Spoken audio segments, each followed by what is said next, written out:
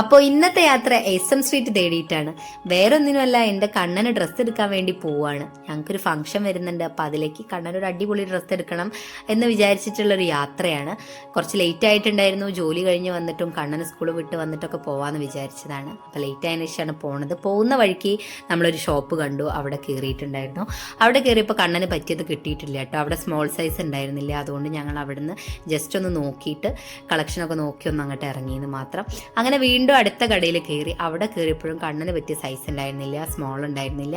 അങ്ങനെ ഞങ്ങൾ അവിടുന്ന് ഫോട്ടോ എടുത്ത് മെല്ലെ എസ്കേപ്പായി. അങ്ങനെ മൂന്നാമതൊരു കടയിൽ കയറിയപ്പോഴാണ് കേട്ടോ ഞങ്ങൾക്ക് അവന് പറ്റിയിട്ടുള്ളൊരു ഡ്രസ്സ് കിട്ടിയത്. എനിക്ക് നല്ല ഇഷ്ടപ്പെട്ടിട്ടുണ്ടായിരുന്നു അവൻ്റെ ആ ഒരു ഡ്രസ്സ് എന്ന് പറയുന്നത്.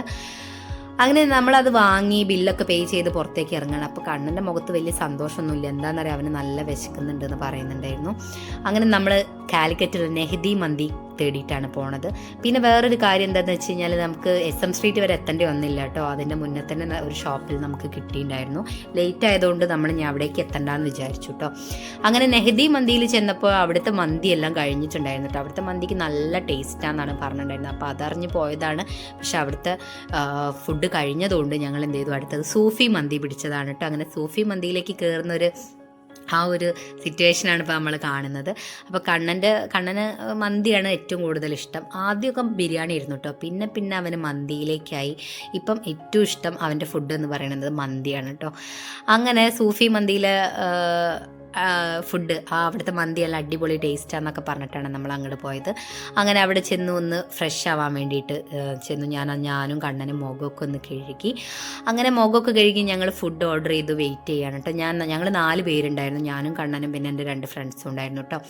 അപ്പോൾ അങ്ങനെ ഞങ്ങൾ ഫുഡ് ഓർഡർ ചെയ്തു. എന്താ പറയുക, അൽഫാം മന്തി തന്നെയാണ് ഓർഡർ ചെയ്തിട്ടുണ്ടായിരുന്നത്. അപ്പോൾ ഞാനും കണ്ണനും ഞങ്ങളിങ്ങനെ സംസാരിച്ചുകൊണ്ടിരിക്കുകയായിരുന്നു. കണ്ണന് ക്ഷമ ഉണ്ടായിരുന്നിട്ടില്ല. എപ്പോഴാണ് അമ്മ ഇത് വരിക, എപ്പോഴാണ് അത് വരിക എന്ന് ചോദിച്ചിട്ട് ഇങ്ങനെ ചോദിക്കാട്ട് എൻ്റെ അടുത്ത്.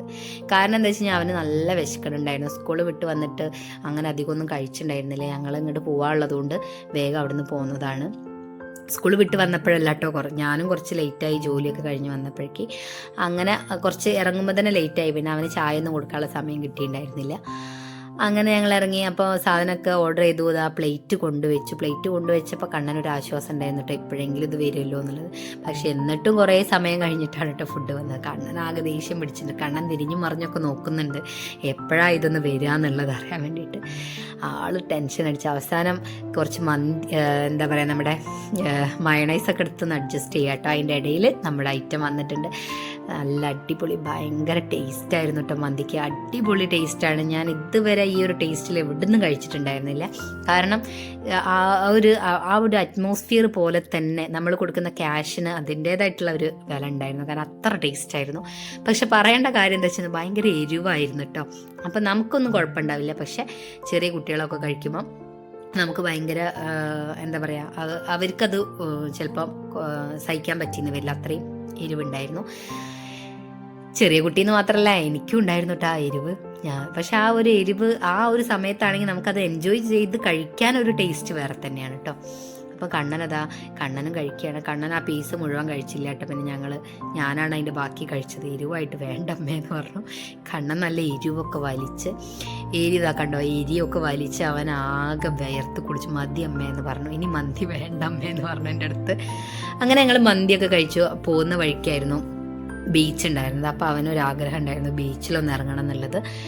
ബീച്ചിൽ ഇറങ്ങണം എന്ന് പറഞ്ഞപ്പോൾ ഓക്കെ എന്നാൽ ഒരു 10 മിനിറ്റ് അവിടെ സ്പെൻഡ് ചെയ്യാമെന്ന് വിചാരിച്ച് പോയി. അതിൻ്റെ ഇടയിലാണ് ഒരു കുട്ടി ബലൂണൊക്കെ കൊണ്ടുവന്ന് വിൽക്കാൻ വന്നത്. അപ്പം നമ്മൾ വാങ്ങി.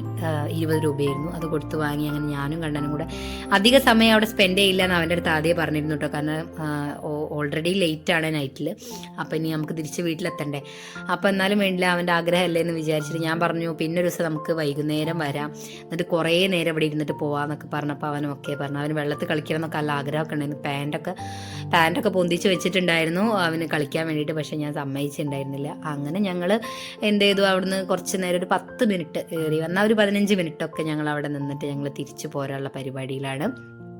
അപ്പോഴേക്കും സമയം കുറച്ചായിട്ടുണ്ടായിരുന്നു കേട്ടോ. അങ്ങനെ നമ്മൾ വണ്ടിയൊക്കെ എടുത്ത് കണ്ണനോട് ഞാൻ പറഞ്ഞു എന്നാൽ വേഗം വണ്ടിയിലൊക്കെ കയറിക്കോ, നമുക്ക് വണ്ടി എടുത്ത് പോവാമെന്ന് പറഞ്ഞു. അങ്ങനെ ഞാൻ വണ്ടിയിൽ കയറി. കണ്ണനും കയറുകയാണ്. ബീച്ചിൽ നിന്ന് പെട്ടെന്ന് പോകുന്നൊരു ദേഷ്യം കണ്ണനുണ്ടായിരുന്നു കേട്ടോ. കാരണം അവന് കുറേ നേരം വെള്ളത്തിൽ കളിക്കണം എന്നൊക്കെ പറഞ്ഞിട്ടായിരുന്നു അവിടേക്ക് പോയിട്ടുണ്ടായിരുന്നത്. അപ്പോൾ പക്ഷേ സമയം തീരെ ഇല്ലാത്തതുകൊണ്ട് നമ്മൾ അതിന് വേണ്ടിയിട്ട് മെനക്കെട്ടുണ്ടായിരുന്നില്ല. അങ്ങനെ നമ്മൾ തിരിച്ചു പോരുകയാണ്, ബീച്ച് റോഡിലൂടെ നമ്മൾ പോരുകയാണ്. അപ്പോൾ അതിൻ്റെ ഫസ്റ്റ് എക്സ്പീരിയൻസ് ആണ് ഞാൻ കാലിക്കറ്റിലേക്ക് വണ്ടി കൊണ്ടുപോയത് കേട്ടോ. അപ്പോൾ എനിക്ക് ഭയങ്കര പേടിയാണ്. കാലിക്കറ്റ് എന്നൊക്കെ പറയുമ്പോൾ ഒരുപാട് ട്രാഫിക്കൊക്കെ ഉള്ള ഇതാണല്ലോ. അപ്പോൾ നമ്മൾ കാരണം ബ്ലോക്കോ കാര്യങ്ങളോ ഉണ്ടാക്കി മറ്റ് യാത്രക്കാർക്ക് ബുദ്ധിമുട്ടുണ്ടാക്കണ്ടെന്ന് വിചാരിച്ചിട്ട് ഞാൻ അത്തരം റിസ്ക്കുകളൊന്നും എടുക്കാറില്ല കേട്ടോ. പക്ഷേ ഇപ്രാവശ്യം ഒരു വല്ലാത്തൊരു ധൈര്യം കിട്ടി, അങ്ങനെ പോയതാണ്. കുഴപ്പമില്ലായിരുന്നു, നല്ല അടിപൊളി യാത്രയായിരുന്നു. കണ്ണനും പറഞ്ഞ നല്ല അടിപൊളിയായിരുന്നു അമ്മ എന്നുള്ളത്. അപ്പോൾ ഞങ്ങൾ ഈ യാത്ര വളരെ എൻജോയ് ചെയ്തു. ഒപ്പം അവന് നല്ല അടിപൊളി ഡ്രസ്സും കിട്ടി, നല്ല അടിപൊളി ഫുഡും കഴിച്ചു ഞങ്ങൾ. അപ്പോൾ ഇന്നത്തെ വീഡിയോ ഇത്രയേ ഉള്ളൂ. പുതിയൊരു വീഡിയോ ആയിട്ട് ഞങ്ങൾ വീണ്ടും വരാം. അതുവരേക്കും എല്ലാവരോടും താങ്ക് യു സോ മച്ച്.